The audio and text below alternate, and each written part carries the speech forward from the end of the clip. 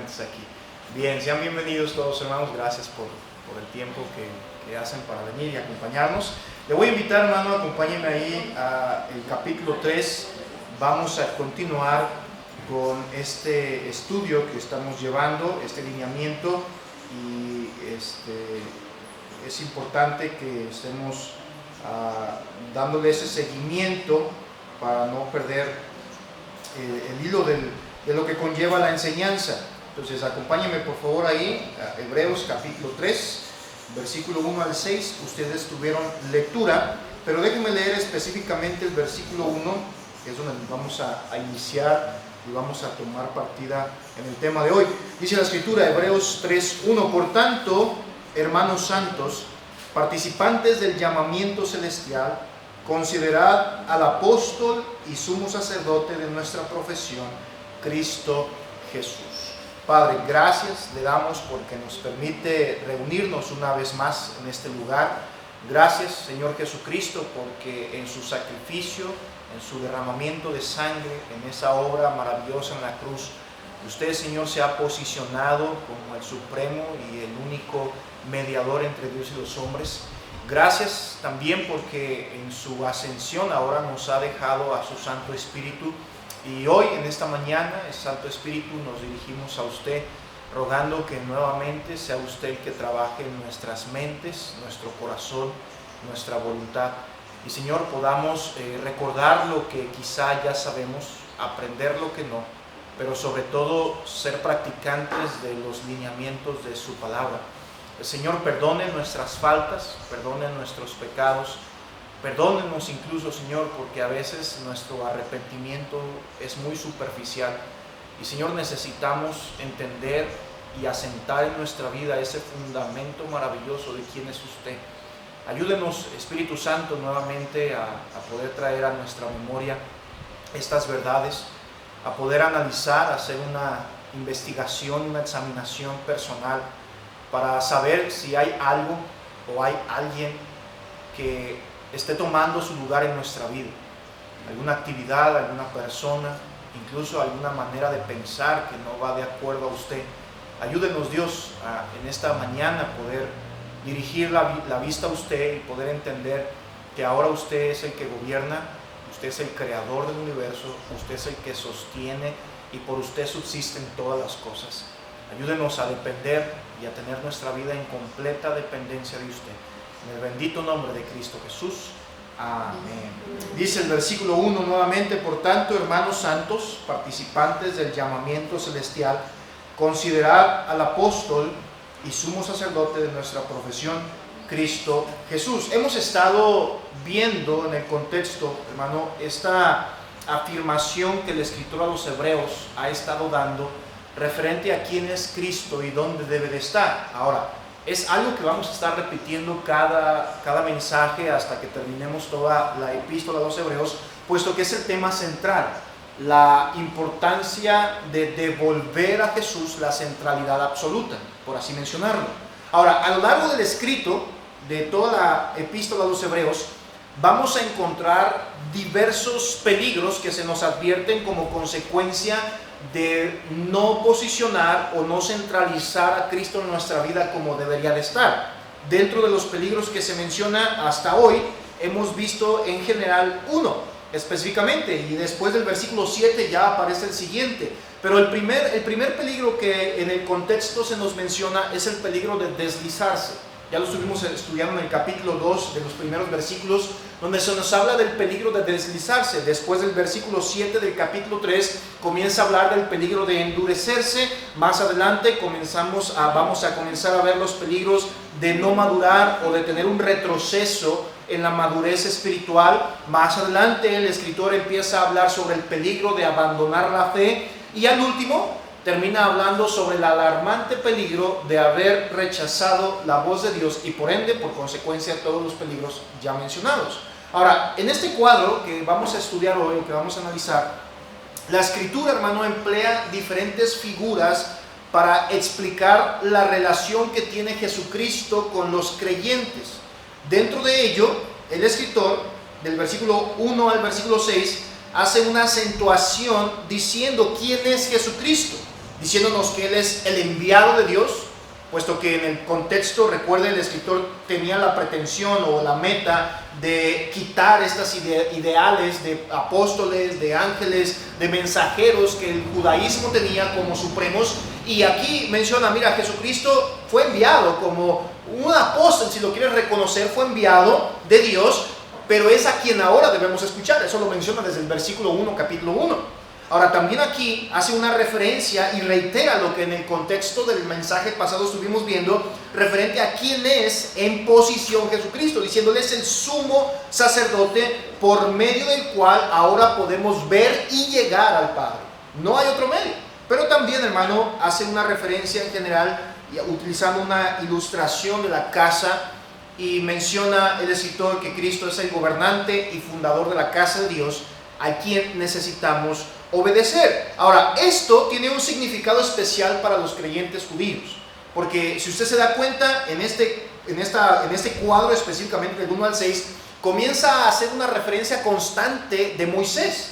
Ahora, esto es interesante y necesitamos tenerlo bien presente porque lo voy a estar repitiendo mucho, pero esto para los judíos cristianos o los judeocristianos en este momento, estos hebreos, siendo para ellos, hermano, Moisés la autoridad humana como el sumo sacerdote, y para muchos cristianos, bueno, después de que Cristo vino, para muchos cristianos una de las autoridades más reconocidas fueron los apóstoles de Dios. Por ello el escritor aquí, hermano, hace una aclaración donde deja sentado que Jesucristo no solamente fue enviado por Dios, sino que ahora es el sumo sacerdote y la única autoridad suprema para el creyente. Ahora, esto es interesante porque a los cristianos, que es a quien escribe aquí, hermano, quienes en su mayoría, reitero, eran judeocristianos, aún tenían un aferro de dar suprema dignidad y honra a sus líderes terrenales. Ahora, déjeme hacer un paréntesis aquí un poquito amplio. Usted dirá, pastor, entendemos que la carta de los hebreos es escrita a los hebreos, obviamente, es para ellos, para los judeocristianos, pero la problemática que los hebreos estaban viviendo, hermanos, es una problemática que hoy en día se vive igual. La problemática que ellos estaban teniendo, o voy a decirlo así, porque quiero verlo de esa manera, el pecado que los hebreos estaban cometiendo aquí, a pesar de haber conocido a Cristo, es el mismo pecado que muchas veces cometemos hoy en día. ¿Cuál es? Sobreposicionar algo o alguien sobre Cristo. Y ese era el problema con ellos. Porque ellos, hermano, estaban sobreposicionando ángeles, mensajeros, profetas, héroes de la fe. Por eso más adelante comienza a hablar de los héroes de la fe en el capítulo 11, donde nos hace la referencia general de que todos ellos, dice, siempre ponían la mirada en el Supremo, que era Jesucristo. El capítulo 12 hace la referencia, pues, los ojos en Jesús. Ahora, aquí es interesante porque hace mención de un personaje que históricamente, hermano, es el personaje más respetado por medio del judaísmo. Y esto es interesante, hermano, porque esta problemática que el escritor está manejando aquí nos enseña que también nosotros, al querer sobreposicionar algo o alguien, o incluso pensamientos o maneras de vida sobre lo que Dios tiene como lineamiento, corremos el peligro de caer en precisamente lo que ya mencioné, deslizarnos, apartarnos, cerrar nuestro corazón a las cosas de Dios, todo por tener la ideología o la credibilidad de que lo que yo hago, lo que yo pienso es mayor que Cristo. Ahora, al igual que estos hebreos, nosotros, reitero, muchas veces manifestamos y presentamos honra a quien realiza alguna obra espiritual. Y aun cuando es importante, hermano, mostrar respeto y honra, ya lo decía el apóstol Pablo a Timoteo en los lineamientos del ministerio, decía que debería de reconocer, parafraseando los pasajes, a aquellos que son dignos de honor, a aquellos que sirven en la iglesia. Sí, hay que reconocerles, hay que honrarles, pero la problemática que estos hebreos estaban manejando, hermano, es que para ellos, específicamente aquí Moisés, lo tenían en un importante honor, más allá que el que le daban a Cristo. Y ese era el problema. Ahora, no nos vamos tan lejos en la actualidad, porque en la actualidad, hermano, muchos de nosotros hemos terminando dándole honor y honra y respeto mayor a muchas cosas, muchas personas, muchas actividades antes que a Cristo. Ahora, reitero, No estamos en contra de dar honor, de dar reconocimiento y respeto a quienes hacen la obra adecuadamente. De hecho, Pablo, por eso se lo menciona a Timoteo, y él le da el parámetro: aquellos que sirven adecuadamente dentro de la iglesia, aquellos que están haciendo las cosas bien, ellos son dignos de doble honor. Pero los que no, ellos no tienes por qué reconocerlos. Ahora, en este punto, el escritor está haciendo un énfasis, porque el énfasis, hermano, era que el honor que se estaba dando a las actividades, personas, o en el contexto ya mencionado, a los ángeles, a los padres, a los profetas, se le estaba dando mayor que a Cristo. Y ese era un problema.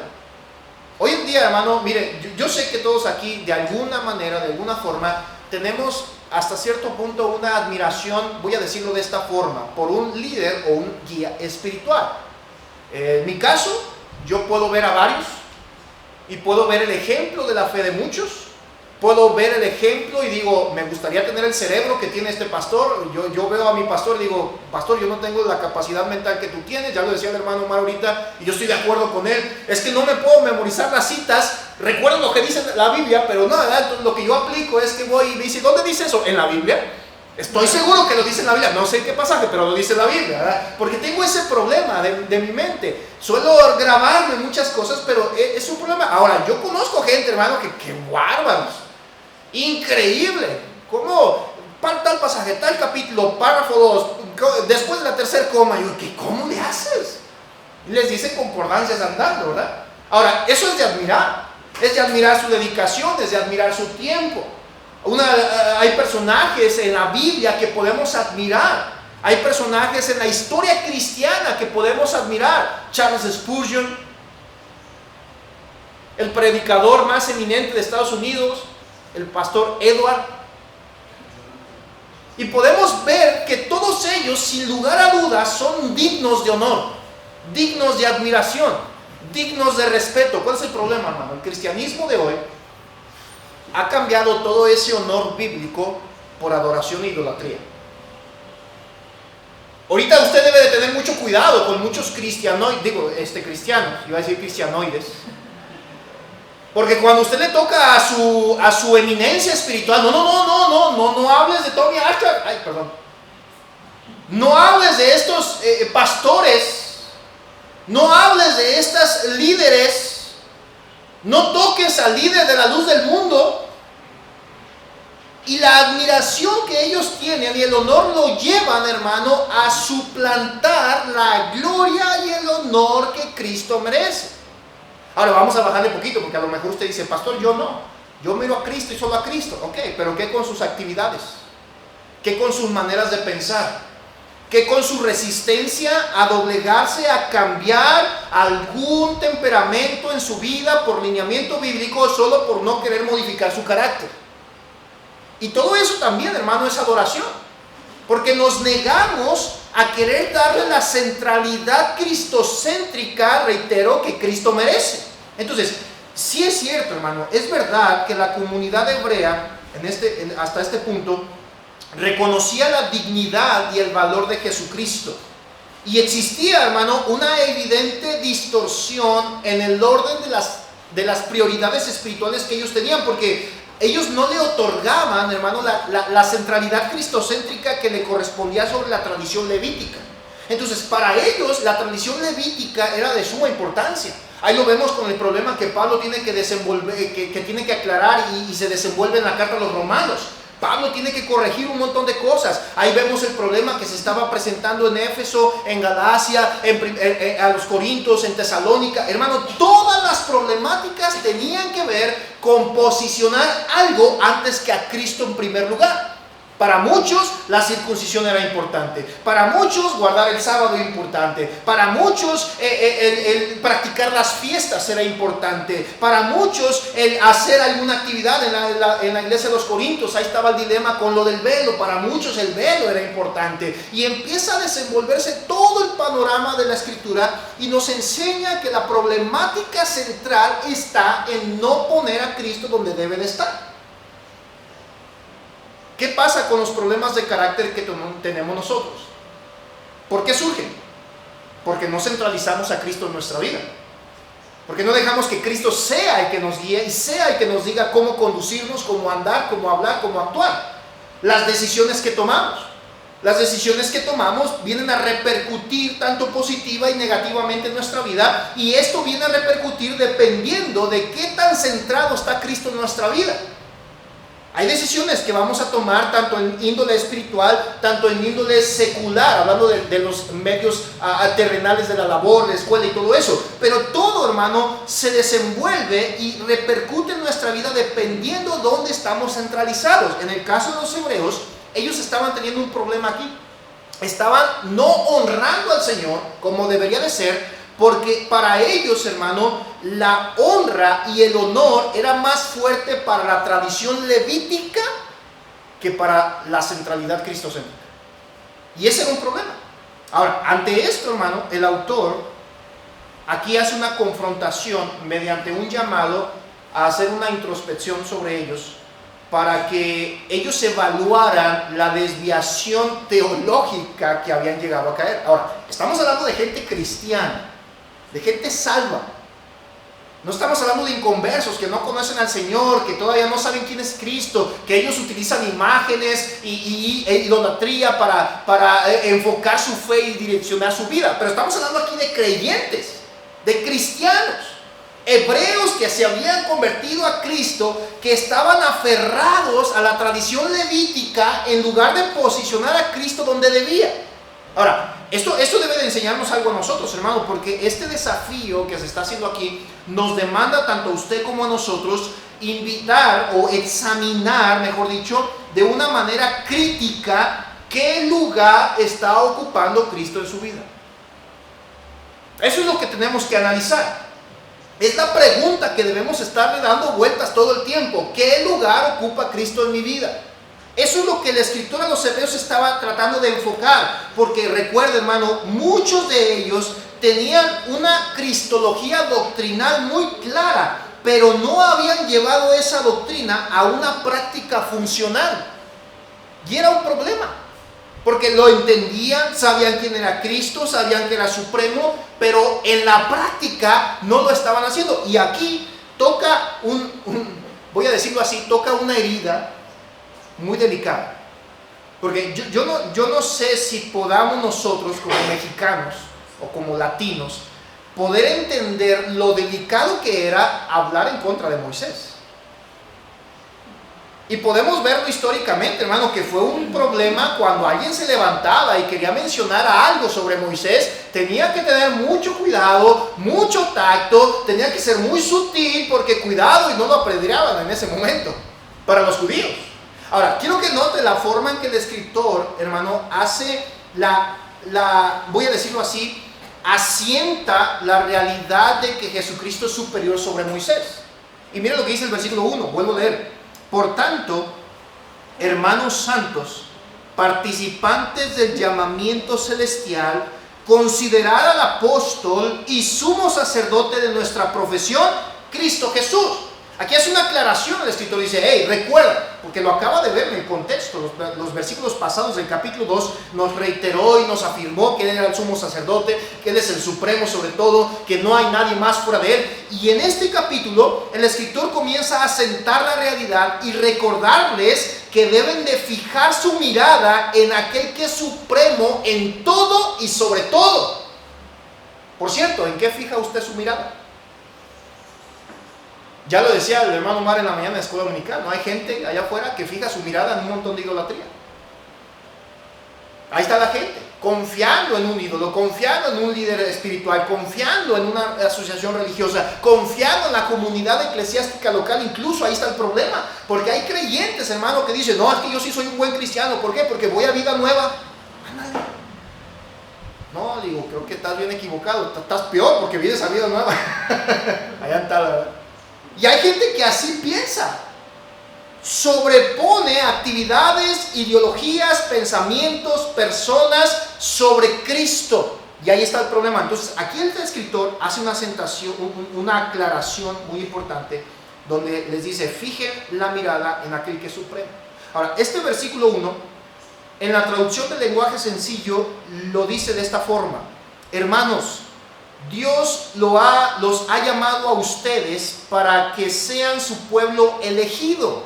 Por eso, pónganse a pensar seriamente en quién es Jesús. Él es nuestro apóstol y nuestro jefe de sacerdotes. La traducción, hermano, tanto en nuestra versión Reina Valera 60 como en la traducción del lenguaje sencillo, están haciendo la acentuación a que pongamos la mirada enfáticamente en aquel que es el Salvador y el Mesías, Jesucristo. Ahora, esto hermano, quiero que note aquí un detalle, porque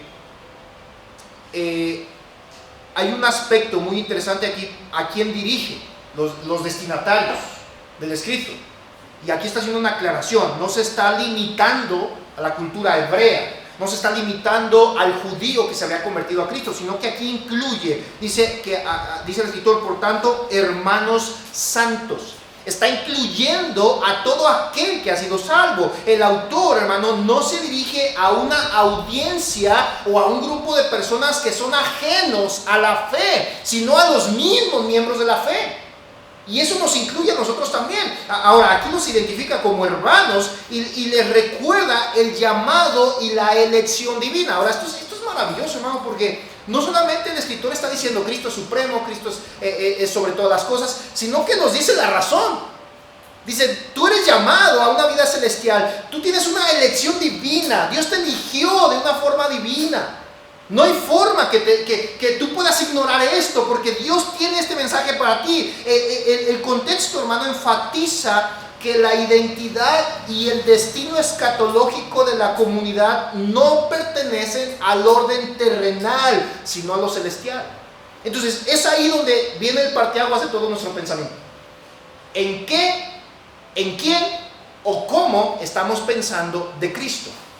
Porque a veces, ¿en quién ponemos nuestra fe? ¿Cómo ponemos nuestra fe sobre Cristo? ¿O sobre qué cosas o actividades sobreponemos antes que Cristo? Esto es importante, porque de ahí parte todo el orden de nuestra vida. Sí, hay cosas urgentes en la vida, hay cosas importantes en la vida, pero hay cosas primordiales de la vida, y las primordiales es Cristo y la familia. Las cosas urgentes las podemos catalogar como la convivencia con los amigos, el trabajo, el cumplir con mi deber laboral, y luego vienen las cosas importantes del día a día, que es proveer en el hogar, atender a los hijos, atender mi salud, pero luego vienen las primordiales. ¿Dónde coloco mi relación con Dios? Y si yo no empiezo por las primordiales, las importantes y las urgentes no van a tomar un buen sentido, sino que al revés, cuando yo coloco las urgentes y las importantes antes que las primordiales, yo voy a tener un problema de glorificación y de honra y de orden con Dios, porque voy a ser capaz de hacer un lado a Dios por las cosas urgentes. Voy a ser capaz de hacer un lado a Dios por las cosas importantes. Y voy a ser capaz de usar las cosas urgentes y las cosas importantes, haciéndolas primordiales antes que la primordial, que es Dios. No sé si me estoy explicando. Si no me estoy explicando bien, el argumento completo sobre la importancia de las cosas primordiales está bien explicado en el libro de Siervos para su Gloria de Miguel Núñez. Puede leerlo. Ahora, lo que el escritor aquí está usando es que nos está enfatizando y nos está haciendo un entendimiento en consecuencia a lo que Cristo es. Es decir, que el creyente es instado o empujado o llevado en este punto a depositar su confianza en completa dependencia, no a estructuras ni a figuras humanas, sino exclusivamente de Cristo. Y es ahí donde debemos ver ese parámetro. Desde ahí el escritor está haciendo un resumen, una condensación de todo lo que mencionó en el capítulo anterior, diciendo no solamente Cristo es superior, no solamente Cristo es el sumo sacerdote, sino que tú y yo tenemos un deber. Le dice a los hebreos, tienes que entender tu dependencia espiritual no puede depender de estructuras ni de figuras humanas. Tiene que ser exclusivamente de la soberanía de Dios. Nadie más.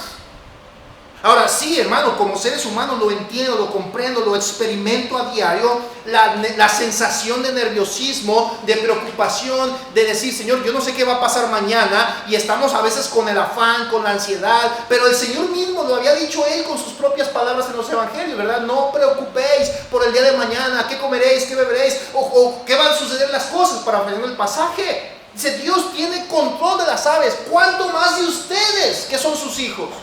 Y aquí el escritor está diciendo, aquí el problema de la vida de la fe, o de la vida espiritual, mejor dicho, es que los hebreos estaban, sí, creían en Cristo, sí, confiaban en el Salvador, pero estaban, hermano, dependiendo de estructuras y de figuras humanas.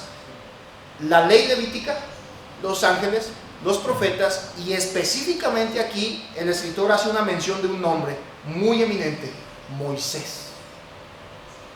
Ahora, esto es interesante, hermano. Miren lo que dice el versículo 2.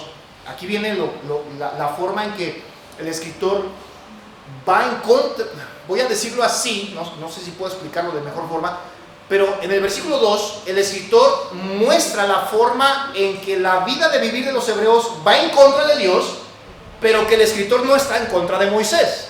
Es decir, los hebreos estaban favoreciendo en honor y gloria la obra de Moisés, pero no así de la misma manera que Cristo. Y ahí estaba el problema.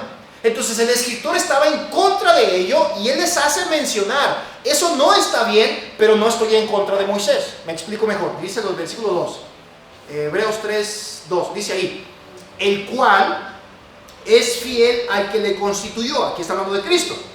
Como también lo fue Moisés en toda la casa de Dios. Ahora, este texto, el propósito de esto, hermano, va más allá de resaltar la fidelidad de Dios. Y déjame se lo explico rápidamente. Recuerden, ¿cuál es el objetivo?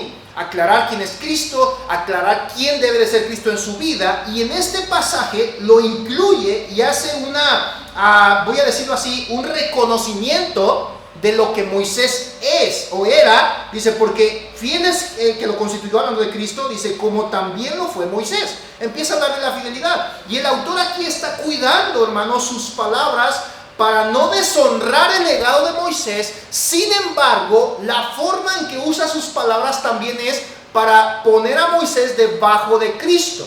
No sé si me estoy explicando, pero eso es muy interesante, hermano, porque recuerden, no pierda de vista quién está escrito este texto.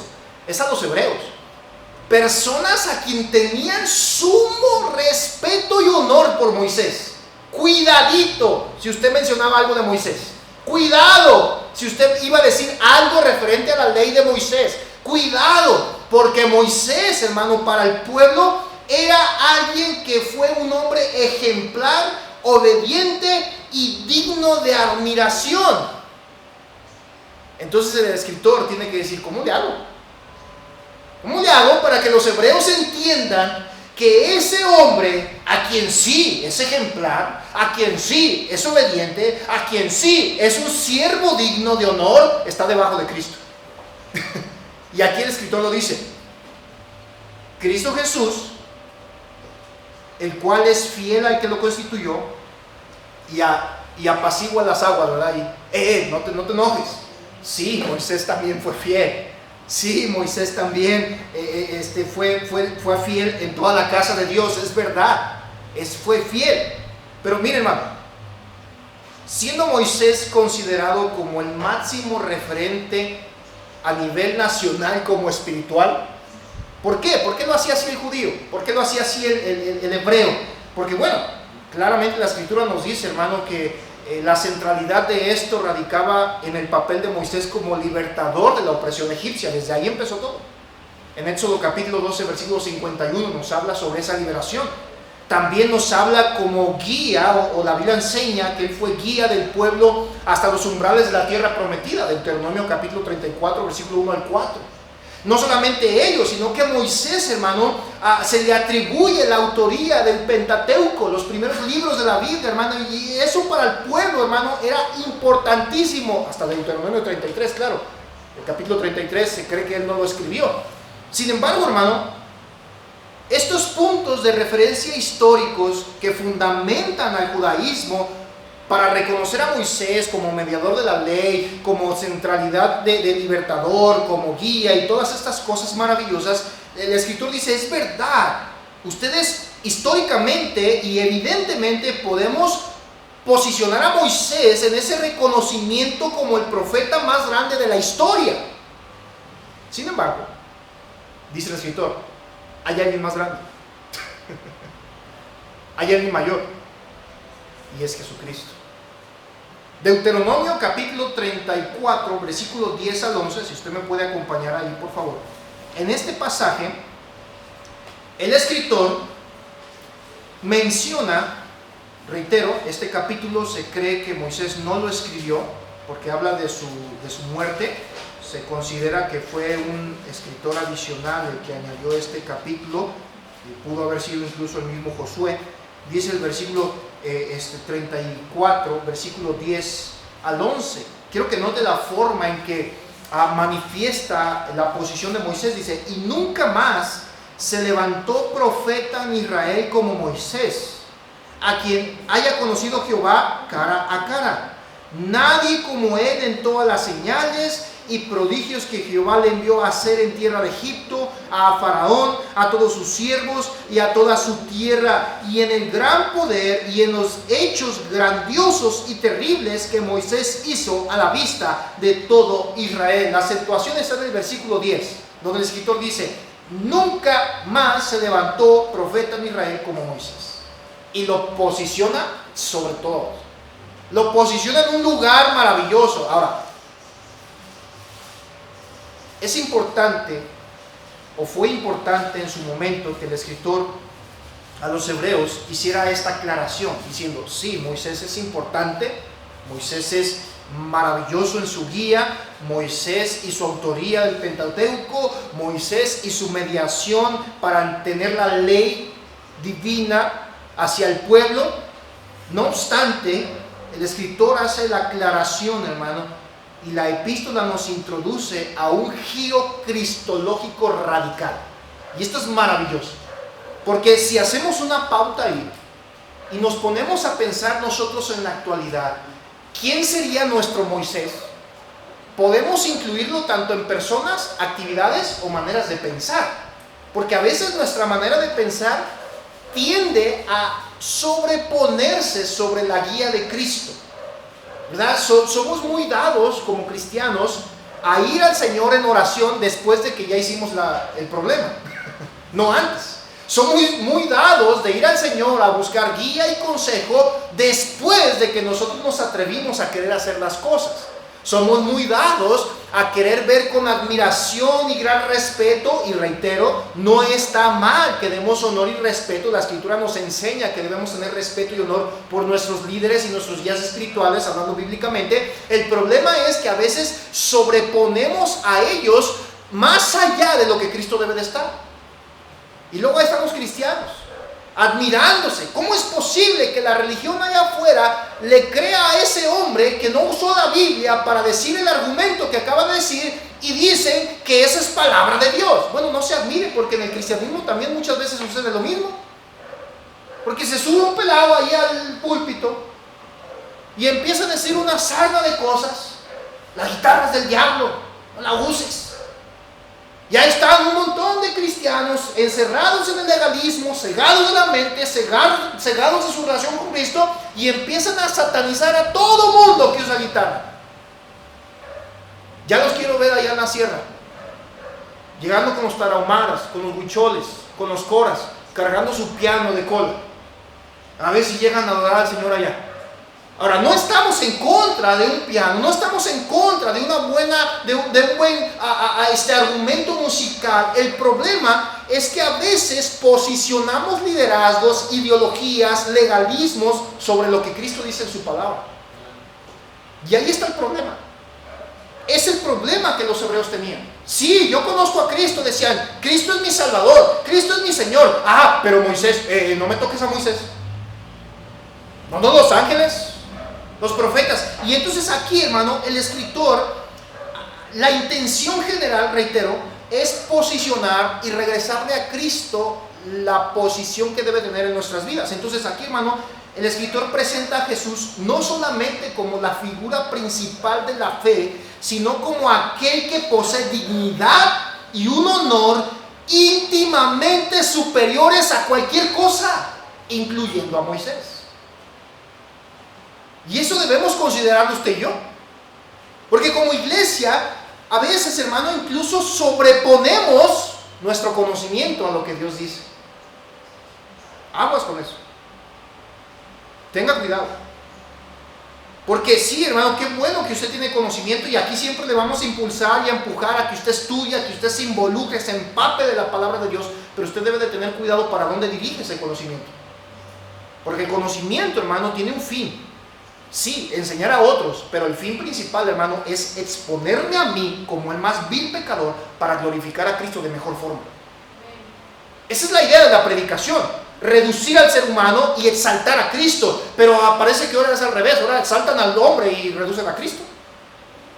Y es un problema. Porque ya son escasas las iglesias y escasos los pastores y escasos los líderes que se suben para mostrar lo maravilloso que es nuestro Señor y el deber que usted y yo tenemos con Cristo. Pero no, ahora se levantan para hablar de lo maravilloso que ellos son, de la obra que ellos hicieron, de la obra que ellos hacen. Usted no tiene idea, hermano. Aquí está el pastor de testigo y él mismo lo ha vivido. Usted no tiene idea de la cantidad de personas que nos han dejado de frecuentar simplemente por hacerles una pequeña observación de decirles: no hables de ti en el púlpito. Me hablaste más de ti que de Cristo. Y se enojan y se ofenden. ¿Por qué se enojan y se ofenden? Porque ellos querían la gloria. Entonces es un problema cuando yo pretendo o yo intento, hermano, levantar en mi vida algo, una actividad, un pensamiento, incluso una persona, como en el caso de los hebreos a Moisés, sobre Cristo y quién es Cristo y el control de mi vida. Y es un problema. Ahora, el escritor hace una aclaración. Moisés sí es maravilloso, Moisés sí, sorprendente su obra, fue usado por Dios, pero Jesús es superior. Yo le puedo decir a usted: pastor, es que yo, fíjese que yo sigo mucho al pastor fulano de tal y me gustan sus enseñanzas y es maravilloso. ¡Qué bueno! Aprenda, estudie. ¡Qué bueno! Si fuera un sectario, sí le digo: tenga cuidado. Pero si son creyentes y van en la doctrina, yo digo: está bien, escúchalo, pero ten cuidado de dónde posicionas a ese hombre sobre Cristo. Porque a veces, no, es que el pastor Jerry, no, wow. Sí, es verdad, hay que honrarle. Es digno de honor, es digno de honra, pero a veces, hermano, habemos creyentes que queremos sobreponer personas, actividades o nuestra misma persona sobre Cristo. Y ahí está el problema, ahí perdemos. Y confiamos más en un montón de cosas, menos en Cristo. Decimos: sí, no, pero yo creo en Cristo, pastor. Sí, bueno, no es un argumento válido, ¿verdad? Ya al decir yo creo en Cristo. Los demonios también creen. Y ellos tiemblan. Entonces, quiero que note ese detalle. A pesar de la innegable grandeza histórica de Moisés, el autor aquí de la epístola, hermano, demuestra y argumenta que Jesucristo es digno de gloria y honor infinitamente superiores a Moisés. Mientras que Moisés, ciertamente, dice él, está parte del cuerpo, parte del relato bíblico. El escritor aclara: él es solamente un miembro del pueblo de Dios. Pero Jesucristo no es un miembro del pueblo de Dios. Él posee la cualidad de haber sido el creador del pueblo de Dios. Y eso es diferente. Mira lo que dice Hebreos 3:3. Vamos avanzando. Hebreos 3:3. Porque de tanto mayor gloria que Moisés es estimado digno cuanto tiene mayor honra, que la casa y que la hizo. Y hace una aclaración. Mire, se lo voy a leer en traducción de Palabra de Dios para Todos. Este pasaje. Aquí está hablando de ese parteaguas. ¿De quién es Moisés? ¿Quién es Dios? ¿Quién es Cristo? Dice la traducción de Palabra de Dios para Todos. Jesús es más importante que Moisés porque el que construye una casa tiene más importancia que la casa misma. Así de sencillo. Sí, Moisés es importante, es verdad, es de honor, es de honra, pero Jesús es más importante. Oye, pero Moisés sirvió en la casa de Dios, sí, y fue fiel en ello, pero Jesús construyó la casa de Dios y es más importante el que la construye que el que sirve en ella. Es que la Virgen de Guadalupe, ¿tú no crees en ella? Claro que yo creo en ella, yo les he dicho. Y yo creo que está en la presencia de Dios. Y yo creo que está adorando a nuestro Señor por la eternidad. Y yo creo que ha sido puesta en ese lugar, santificada por la obra de Cristo. Y ahí está. Y sí, qué maravilloso haber tenido presente que ella fue el instrumento que Dios usó para que el cuerpo de nuestro Señor naciera. Sin embargo,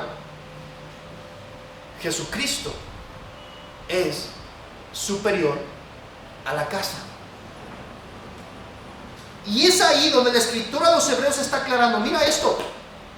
Moisés fue un siervo fiel, sí. Su fidelidad es incuestionable, sí. Su posición mostró liderazgo, sí. Pero él es una criatura creada por el que no tiene principio ni fin.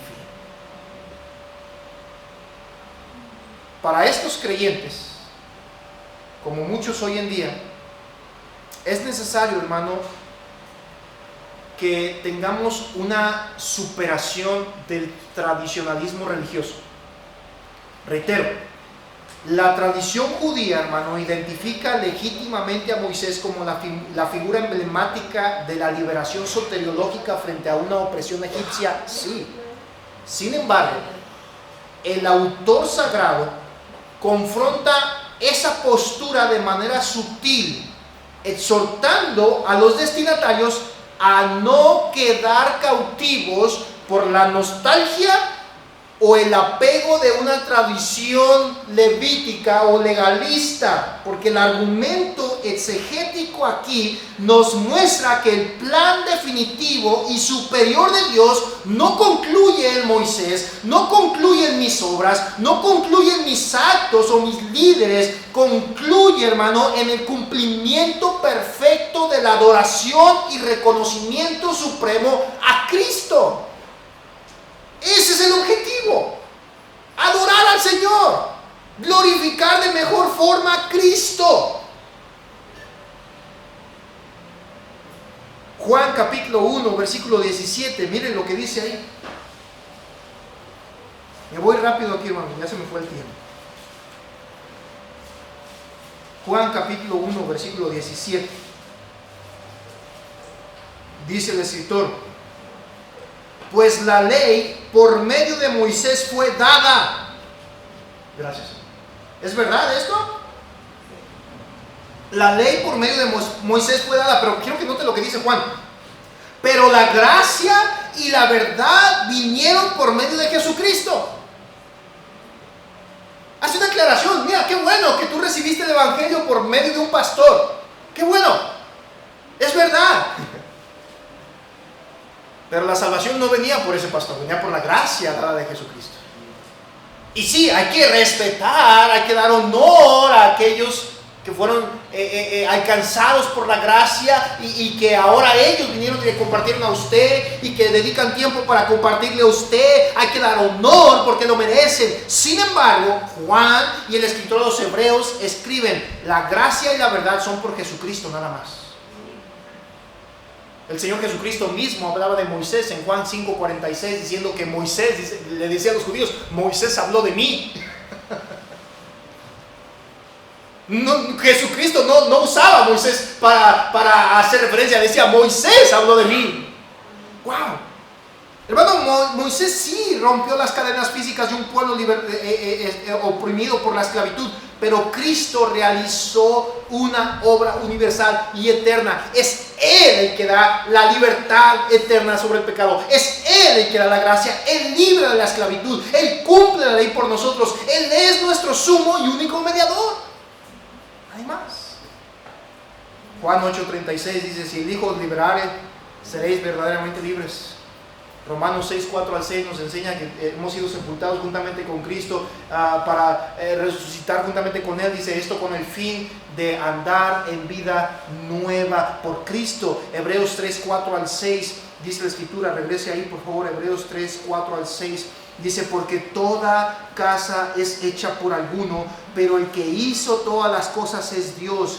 Y Moisés a la verdad fue fiel. Vuelve a aclarar, Moisés fue fiel en toda la casa de Dios como siervo, para testimonio de lo que se iba a decir. Pero Cristo como hijo sobre su casa, la cual somos nosotros, si retenemos firme hasta el fin la confianza y el gloriarnos en la esperanza. Nueva Traducción Viviente dice: pues cada casa tiene un constructor, pero el que construyó todo es Dios. En verdad, Moisés fue fiel como siervo en la casa de Dios. Su trabajo fue una ilustración de las verdades que Dios daría a conocer tiempo después. Pero Cristo, como hijo, está a cargo de toda la casa de Dios. Y nosotros somos la casa de Dios, si nos amamos de valor y permanecemos confiados en nuestra esperanza, que es Cristo. En definitiva, el argumento del autor aquí, hermano, no busca desmeritar el extraordinario legado histórico, legal y profético de Moisés. Al igual que nosotros no buscamos desmeritar a aquellos que le han sido de bendición y de gran impacto en su vida espiritual, líderes o actividades. No desmeritamos eso, pero lo que el escritor hace aquí y lo que queremos que usted haga hoy también es reubicar esa dimensión frente a la revelación final de Dios. ¿Dónde está Cristo en su vida? ¿Dónde? Moisés fue fiel siervo, emblema de liberación terrenal y temporal, pero Jesucristo se alza como el diseñador, constructor y heredero soberano de toda la casa. En contraste a eso, debemos analizar: cuando usted y yo priorizamos cualquier estructura, actividad o persona por encima de la soberanía de Dios, estamos despojando inevitablemente al más importante del espacio que legítimamente le corresponde estar en nuestra vida, que es Cristo. ¿Cuántos de nosotros no hemos hecho eso?